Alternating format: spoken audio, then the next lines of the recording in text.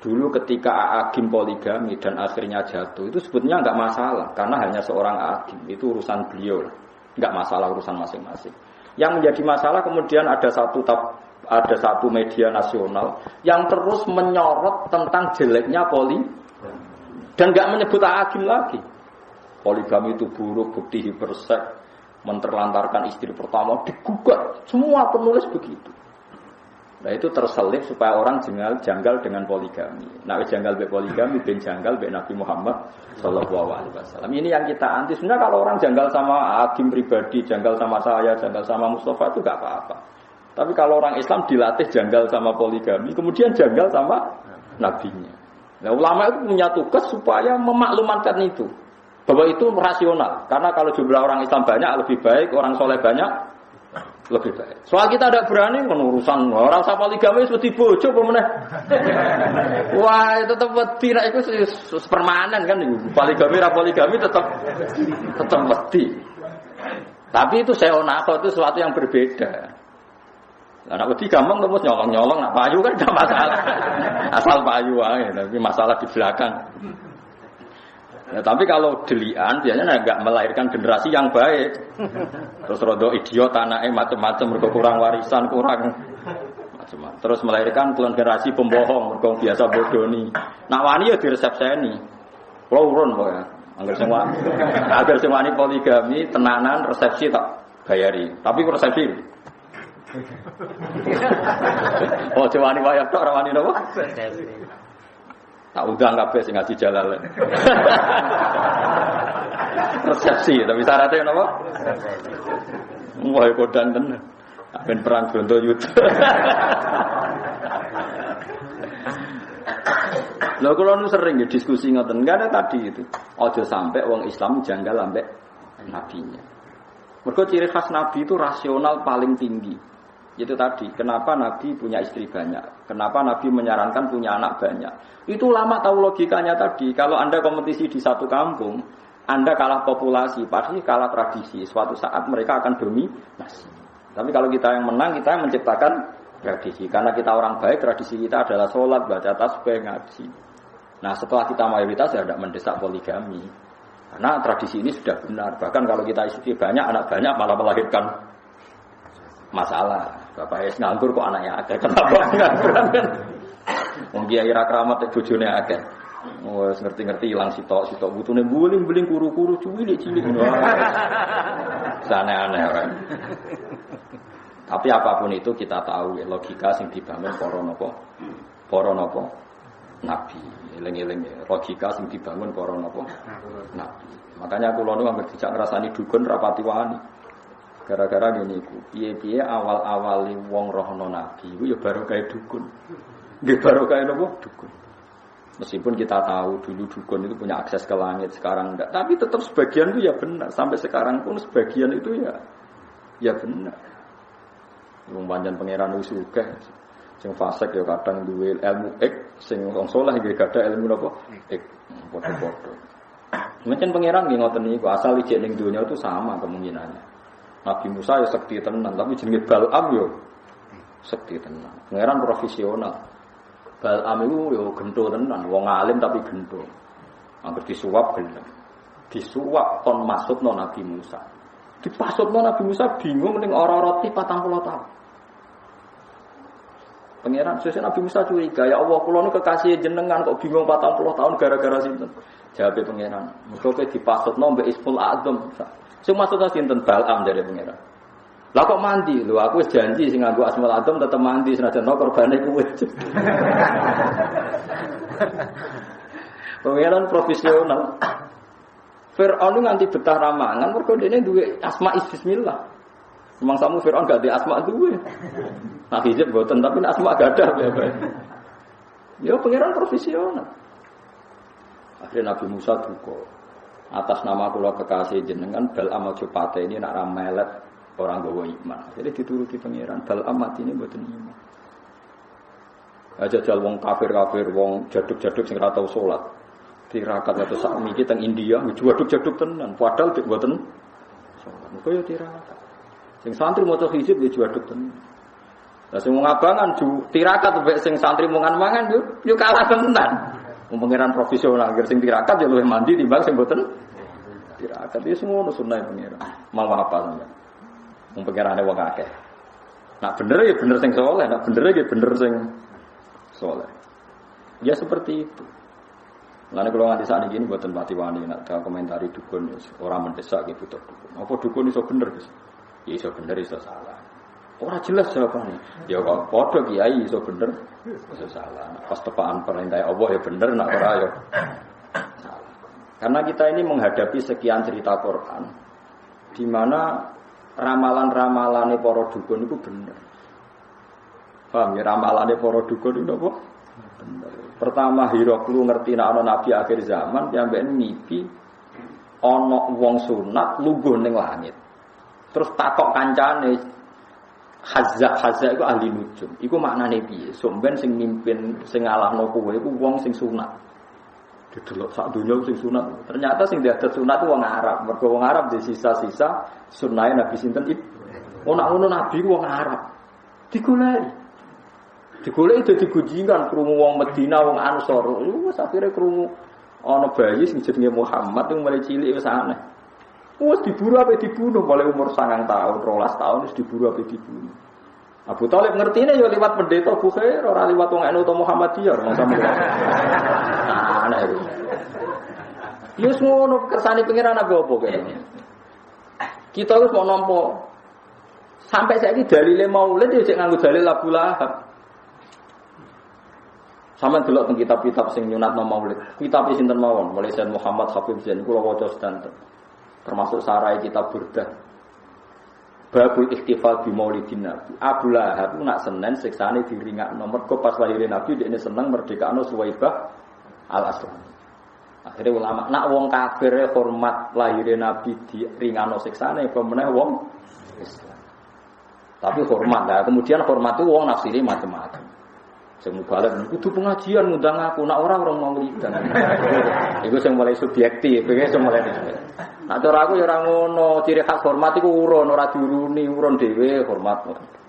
Kupen hormat kok wong liya kon urunan dekne sing pidato terus entuk semula. Lah iku dekne batin nek niku mboten jelas niku.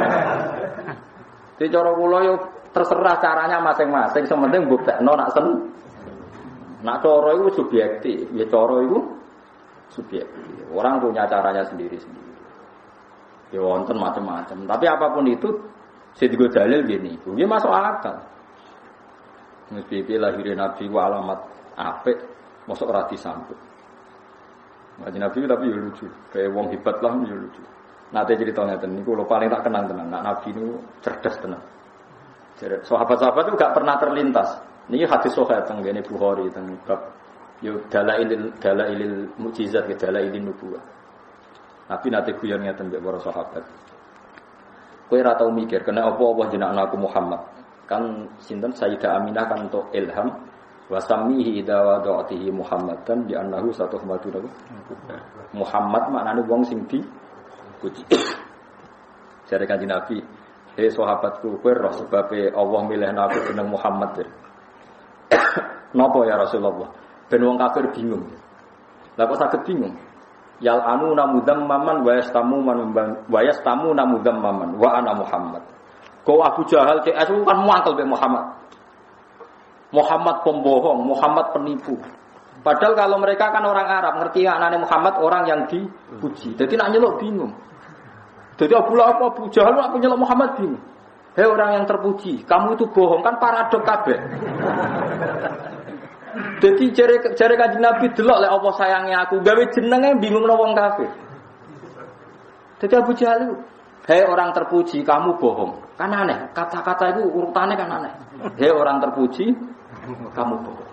Hei orang terpuji, kamu itu tidak bisa dipercaya, kan aneh kan? Mulane jare Kanjeng Nabi, kowe roh kena apa aku dipilihno jenenge Muhammad. Mergo ben wong kafir iku bingung. Paham ya? Jadi sendiri ulama, jadi pilihan jeneng Muhammad gak main-main. Ya akhirnya bingung. Tadab saya Muhammad, kue goroh ya orang yang terpuji kan bingung kan? Jadi semuanya harus didesain sedemikian rupa oleh pangeran. Ben Nabi dalam posisi sempurna. Mana kalau nanti saya kira ikhlas Mustafa jenis Mustafa ya perkara niku. Misalnya aku ngamuk Mustafa santri elek kan tak diterjemahkan. Ya wong pilihan kowe elek kan aneh kabeh. Lalu kalau cek gak terima perkara itu. Lah sampean ndak sepaham saja dadi terima wae ya tadi. Itu melukai perasaan kula. Tapi ya keben pangeran Rahman ya serapopo. Tapi itu masalah. Ya tapi rapopo. Mohon boten apa-apa. Zaman akhir boten apa-apa. Teman-teman ada anak jeneng ana sing liya lah sing opo ngono sing. Dieling-elinge kita memang dalam Islam itu harus belajar banyak. Kalau nanti sinau tentang Fathul Bari kita itu jangan terus darani pepes cara syariat dukun gak oleh dipercaya. Terus kue darani semua mengani dukun salah. Itu beratnya nanti kalau kamu melacak sejarah kesulitan. Bagaimanapun ada gosip-gosip tertentu. Pertama si bulir itu dukun. Dan sebagian juga benar. Nyatanya benar. Meskipun kita tidak wajib membenarkan, tidak wajib menyalahkan. Mulane zaman Nabi Sugeng nak ngendikan nak ana Bani Israel cerita ya la tusaddiquhum wa la tukadzibuhum. Kamu jangan bilang tidak ya jangan bilang iya. Muni tidak kok nang bener. Muni iya kok nang salah. Jadi kadang-kadang kita harus ngambil sikap ya seperti itu. Mana bener Imam Malik. Nak ana wong alim ngomong barno ra wis kowe kono yo lanang kowe yo lanang. Kadang-kadang seperti itu. Misalnya wong soleh jenis Mustafa, kupet. Wong kok kuliah ning Amerika, wong kok kuliah ning wong kafir, wong kok kuliah ning Australia, iku daerah wong kafir. Nak katut kafir piye? Ya mesti cara pandang dia seperti itu. Paham ya? Dan itu nyata sebagian kiai mau anak sekolah ning Amerika ning Australia. Ana kiai sing wawasane luas. Kowe seneng nak bumine Allah ning Amerika ora ono sing sujud. Kowe seneng nak bumine Allah ning Australia ora ono sing sujud. Ben ono wong Islam ning kono ben bumine Allah keduman meneng. Mulane wong alim sekali beda pandangan, padha masuk akal. Kulo nu ngaji fikih ngantos saniki mulang cacah sarang mahal ini sing mucal kulo. Mahal itu kau nganti 6. Kadang itu lucu kabeh tapi masuk akal. Mulane kok Imam Nawawi nak ngendikan salat jenazah itu mayite kudu kok ngarep. Dene ra ada alasan. Ditakoki kenapa? Ya karena hakada wajadnau salafan wa khalafan kunane kuno nak ana salat mayit itu mayite kok ngarep kita kok guri. Alasane opo? Ya pokoke ngono disi-disi ngono. Terus tapi jare kaul sani jenazah kok guri ya oleh. Kenapa? Karena dia ada imam. Ya alasannya mau ndak imam kok wajib kok ngarep. Alasannya opo itu? Memangnya dia imam Anda kok wajib kok ngarep. Jadi cara kausani enggak apa-apa salat jenazah kok guri. Jadi misalnya sebenarnya Mustafa mati ben ning omah, salate ning masjid, Mustafa ben ning omah. Alasan kedua salat ghaib. Saiki wong Jogja iku kulone Surabaya to.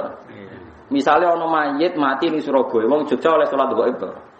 Olah iku mayite kok ngarep ta guri. Masuk akal. Jadi wong nek debat antar ulama iku masuk akal kabeh. Tapi kan yo aneh misalnya di masjid jenazah dak kok guri terus wong terus salat. Tapi nek arani wajib kok ngarep alasanmu opo? Ora imam kok wajib. Ya malah bener Imam Nawawi nek takoki kenapa jenazah kok ngarep? Hakadza wajadnahu salafan wa khalafan. Wis kunane kuno nek jenazah ono iku kok. Tapi kok takoki sebab apa ya ora usah sebab. Tapi sekarang di Arab Saudi mulai seperti itu. Riyen zaman bapak, zaman mbah niku kalau jenazah ditakok ning pinggire multazam untuk salat apa? Salat apa? Jenazah. Kula tesih gadah kitab-kitabe sing sakniki mboten. Wong mati-mati tetep dakok ning kamar mayit tapi tiap salat ana salat apa? Jenazah. Tapi nek ning kene praktekno wong mesti masih apa? Yo geger. Kiai pas-pasan ae praktek aneh. Ditakobal wa minamikum takobal ya. Tapi tetap saya pastikan kamu jangan punya alasan secara syar'i terus kamu bilang memang zaman Nabi ngeten Anda keliru karena bener Imam Nawawi wajadna dzalika salafan ya sudah memang seperti itu kita temukan. Tapi kalau saudarani ada alasan sekali ke ada alasan digugat. Coba alasannya apa kok harus di depan? Alasannya apa saja? Imam ndak imam. Coba alasan kan gak ada alasan kan? Alasannya pokoknya kan. Tapi ditentang oleh sholat gaib tadi sholat gaib kan. Kalau sholat gaib jenazah harus di depan berarti orang Jogja hanya boleh nyolati orang gaib, orang Banyumas, orang Jakarta. Nak sing mati Surabaya berhubung guru kami di belakang kami, maka enggak perlu sholat jenazah. Ya ora ono ngene iku ya ora ono. Jadi kitab mahal itu kitab yang menjelaskan sekian madhab yang ada kemungkinan khilaf. Tapi alasannya masuk akal. Nah tentu yang khilaf ini enggak ada mansus, yang enggak ada nas dari Rasulullah. Kalau ada nas maka tunduk dengan nas. Memang aturannya ulama seperti itu. Jika enggak ada nas dari Nabi maka ulama boleh berpolemik. Kalau enggak ada nas dari Nabi. Tapi kalau ada nas dari Nabi maka tunduk. Mulane ketika Imam Syafi'i idza sahhal hadis fadrib qauli dunal haid. Jika ada hadis sahih, maka pendapat saya buang benturkan dengan tembok. Maksudnya jangan pernah Anda membenturkan pendapat saya dengan hadis sahih. Asal itu hadis sahih, tinggalkan pendapat saya. Tentu Imam Syafi'i hati-hati untuk berpendapat karena takut berhadapan-hadapan dengan hadis apa? Dengan hadis apa? Sahih. Karena kalau sama-sama ulama itu pasti alasannya itu sama-sama masuk akal. Seperti tadi. Bocah kok kuliah di Australia, daerah wong kafir. Kok nak katut kafir piye? Tapi kalau dibalik, kapan di sana ada orang muslim kalau kita melarang orang muslim ke sana? Ayo, podo-podo ekstrem kan? Coba sekarang ada Islam di Australia, di Amerika baru kayak mahasiswa, baru kayak orang merantau ya ndak? Nggih mboten. Kowe seneng bumine apa ora digo sujud?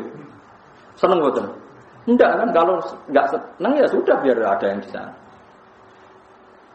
Ya sudah seperti itu, debatnya ulama seperti itu.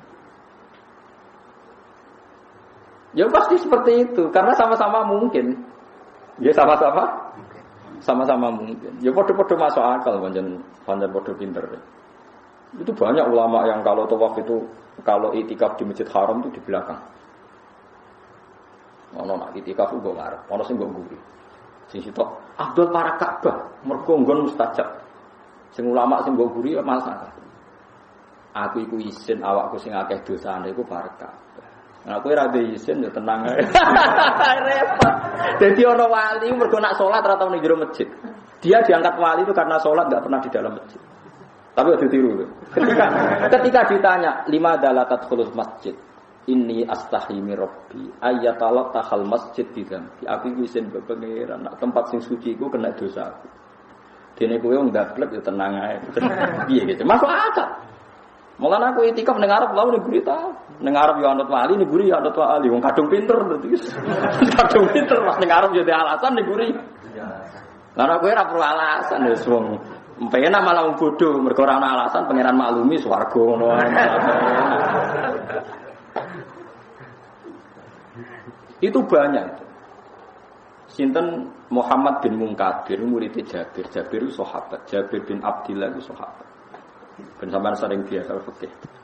Karena kula mun kadung dikenal riyen sederenge kula nekuni tafsir itu dikenal al-faqih. Mang saya spesial ngaji fikih dulu. Sampai sekarang pun saya masih ngajar mahali. Itu Jabir bin Abdillah. Jabir itu punya murid alim namanya Muhammad bin Munkadir. Itu yang sering dikutip ya anak Talibin. Itu kalau ada orang fasik misalnya mati mergo napa jenenge kalau zaman akhir ini mati pakai napa? Oplosan sokar mati nganggo napa? Itu dia pasti datang. Sebagian ulama berpandangan sebaiknya orang yang mati dengan cara fasik itu jangan disolati. Mari dasi gede. Karena kalau disolati nanti dikira wong alim itu ternyata sama saja. Sing soleh disolati, yang fasik biar ada efek jelas, sebaiknya orang soleh tokohnya itu nggak boleh nyolati. Yang nyolati, yang orang dia. Mau gugur kewajiban, nak wong Islam kudu nopo. Bagaimanapun dia kan orang nopo Islam. Tapi kalau Muhammad bin Munkadir tetap menyolati, padahal dia tokoh. Ketika ditanya, kenapa anda nyolati orang itu? Jadi ini astahi minallah. Saya itu malu dengan Allah karena mengira dia tidak bisa mengampuni orang yang dosanya besar. Jangan-jangan ampunan Allah yang luas itu dibanding salahnya dia itu tidak ada apa-apanya. Kalau saya tidak nyolati seakan-akan mengatakan ampunannya Allah tidak cukup untuk mengampuni dia. Jadi aku nyolati dia, ini urusannya aku izin biar pangeran. Ya sudah, hanya dia nyolati. Saya ini cara fikih. Sampai yang sering dengar fikih kan gini, misalnya ada orang maling pertama kan diketok tangan kanan. Kalau maling lagi kaki kiri. Nggih. Maling lagi tangan kiri, maling lagi kaki kanan kan diketok apa? Selang-seling. Nah itu debat. Jadi lucu debatnya Abu Bakar versi Ali. Kalau menurut Anda diketok dari mana? Yang masyhur kan dari pegelangan. Dari Sayyidina Ali orang. Drijine ae diketok sebagian, tapi aja kabeh. Sayyidina Ali lucu wong iki. Menjen lucu termasyhur. Orang alim yang punya jiwa du'aba itu Sayyidina Ali. Sehingga ketika jadi kandidat khalifah, komentarnya Sayyidina Umar, dia itu alim-alimnya sahabat, tapi fihi du'aba. Mari nak omong ras serius. Tapi nak masuk akal ini alasannya. Ketika digugat terus, di alasan masuk akal. Lah iya, nak pertama diketok tangane kanan sak napa pergelangan. Terus engko entek diketok kabeh. Mulai muni istahyi, kalau apal takbir. Inni astahyi minallah. Ayyada ar-rajul la yastanji. Aku iku sok ben isin mbek pangeran. Ngembarno wong ra iso istinja. Terus dia nak salat iku piye? Sing nyawiki iku sapa? Itu wong nak wali tenan seperti itu. Wong wajib salat. Carane saya salat kudu cawi istinja. Lan apa ketoki kabeh istinja. Rubah. Dulu kayak permanen menjadi keputusan bareng saya finali guys statement. Uang wajib istinja. Nah besok, karena mau ketok kabeh terus. Mau sisa no driji-driji loro tapi ora ben kena go cawi. Mulane wong alim wis alim terang terus. Jadi wong saya finali alim tenan. Ya tapi yo guyon den. Gawene cara guyon kene cara Mustafa bantahan mek kula. Ketoki kabeh suwan wong benggane maling. Ya kok cawiki kowe aku. Gak makane kira-kira iku niku cara guyon niku. Ya ketoki kabeh tahu ya kok cawiki. Lah ilmu itu seperti itu. Kula niku termasuk anak muda yang paling banyak ikhtilafatus sahabat. Di debat sahabat itu kula di sejarah mulai Abu Bakar, Umar. Karena kelihatan kualitas perdebatan itu. Meskipun kita tetap yakin Abu Bakar alim, Umar alim, tapi cara pandang itu ya sama-sama mutu karena itu tadi dari orang-orang pilihan. Ora koyo kowe ngaji ra iso kotoke ra karo. Ilmu kondi ngono, jan kira tau ngaji. Ngaji takrib mek geger mereka. Padha-padha masuk akal. Kowe iso ngembarno wong tanpa iso istinja. Padahal istinja kebutuhan iso. Akhirnya Sayyidina Ali tetap berpendapat, pokoknya ketoki drijine loro ta telulas pokoknya barno sebagian ben digo apa? Masuk akal. Ya macam-macam pendapat. Makanya dulu ulama nak guyon gejolokan itu ya pas masuk akal ya gejolokan ya lucu-lucu di sini. Karena mereka bacanya banyak, yaitu tadi. Banyak sahabat ketika Mekah dimenangkan itu usul Sayyidina Umar termasuk yang usul Abu Darda disurati, terus sinten sing terkenal Salman Al Farisi disurati. Sekarang Mekah sudah kita kuasai. Mbok ya kamu ke Mekah, Anda bisa itikaf, bisa sholat dan sholat di Mekah seperti 1000 sholat di luar Mekah. Tapi jari Abu Darda nyurati Sayyidina Umar, kowe kok aneh. Paling aku nak nang Mekah mau iso itikaf, iso tawaf. Tapi kalau di luar Mekah menyebarkan Islam, akhirnya Abu Darda hijrah ke Palestina. Salman Al Farisi ya ke Israel sana ke Palestina. Akhirnya nyebar Islam dugi Cina. Sebagian sahabat malah dugi putih. Karena menganggap mereka enggak rela kalau ada bumi Allah yang ora disebari sujud. Tapi orang sahabat yang melihat Mekah pun harus hidup. Ya sudah, akhirnya orang yang berpendapat Mekah hidup, Mekah orang yang berpendapat harus menyebarkan Islam. Mulane kaya kowe ra kaji ku bener. Selain rakelar, biar bumi Jawa ada yang sujud. Mulane kula ora mara Mekah, cukup ning Indonesia. Ayo bener nak menoke wali, paham nggih. Sementing nak takoki pangeran dia alasan. Mosok ora kaji. Alasan pertama jelas Gusti. Enggak mampu nih maksudnya. Alasan kedua, sing nyujudi Mekah pun anak kampung kula niku jarang. Pun iki mawon kula rumah. Nah, itu bagus. Kaya Abi Darda kon Mekah tak gelem malah pindah begini. Teng Palestina. Ya macam-macam soal. Ya padha-padha masuk akal. Ya mulane kula suwun nggih wau nggih.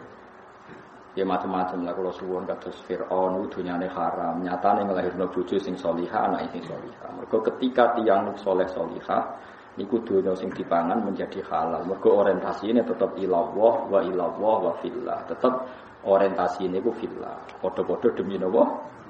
Demi napa? Pengira. Tapi nak tiyang wis bejat mbok mangan barang halal lah dadine. Dadine ya haram. Mergo orientasine niku ikrot mengo saking napa? ngosan kenapa. Pun geleng-geleng dadi, yes pokoke ngoten iku.